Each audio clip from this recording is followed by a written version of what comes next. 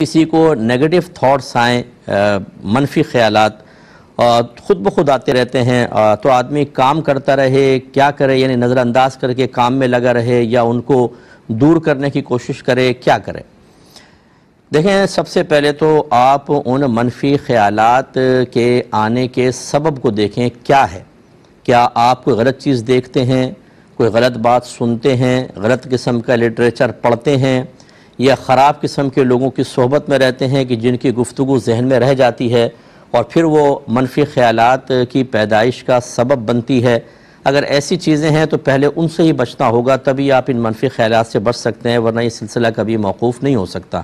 اگر کوئی پانی میں کھڑا ہو اور چاہے کہ میرے کپڑے سوکھ جائیں تو اس کو پہلے پانی سے باہر آنا ہوگا، پھر دھوپ ہوا سے کپڑے سوکھیں گے، پانی میں رہ کر تو نہیں ہو سکتا۔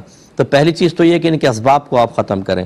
دوسری بات یہ ہے کہ اگر آپ ارادتاً کوئی منفی خیال نہیں لے کر آتے بلکہ خود بخود آ جاتے ہیں، تو یاد رکھیں کہ ایسے خیالات چاہے دنیا کے بارے میں ہوں، چاہے فحش قسم کے ہوں، حتیٰ کہ اگر عقائد کے بارے میں بھی آئیں، اس سے ایمان پر کوئی فرق نہیں پڑتا، نہ یہ گناہ ہے، کیونکہ یہ خود بخود آ رہے ہیں۔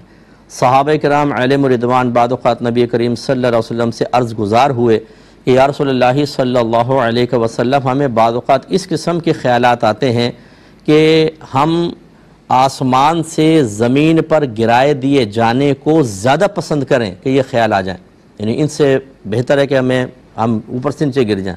نبی کریم صلی اللہ علیہ وسلم نے فرمایا کہ کیا ایسا ہی ہے؟ عرض کی جی ہاں۔ فرمایا تو یہ تمہارے ایمان کی علامت ہے، یعنی جو ایمان والا ہوتا ہے اسی کو وسوسے آتے ہیں اور انہی کو شیطان بہکا کر اس قسم کے معاملات میں لگانے کی کوشش کرتا ہے۔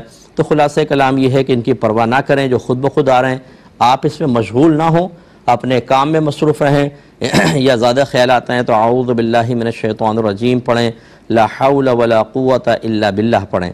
اس کے علاوہ جیسے کوئی گندہ خیال آئے، فرض کر لیں تو آپ 12 مرتبہ درود پاک پڑھنے کی عادت ڈال لیں، صلی اللہ علیہ وسلم صلی اللہ علیہ وسلم۔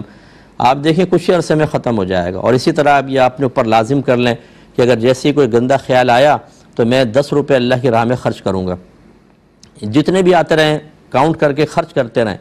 آپ دیکھیں کچھ ہی دن کے اندر ختم ہو جائے گا، یہ سلسلہ ہی بالکل بہت ہی کم ہو جائے گا، کیونکہ شیطان گھبرائے گا کہ آپ درود پاک پڑھ رہے ہیں، آپ صدقہ دے رہے ہیں جس سے آپ کے درجات کی بلندی ہو رہی ہے، گناہوں کا کفارہ ہو رہا ہے، نیکیوں میں اضافہ ہو رہا ہے، تو جو اس کا مقصد تھا وہ تو فوت ہو رہا ہے، تو وہ وساوس سے پیچھے ہٹ جائے گا۔ تھوڑا سا یہ حکمت اختیار کرنی چاہیے۔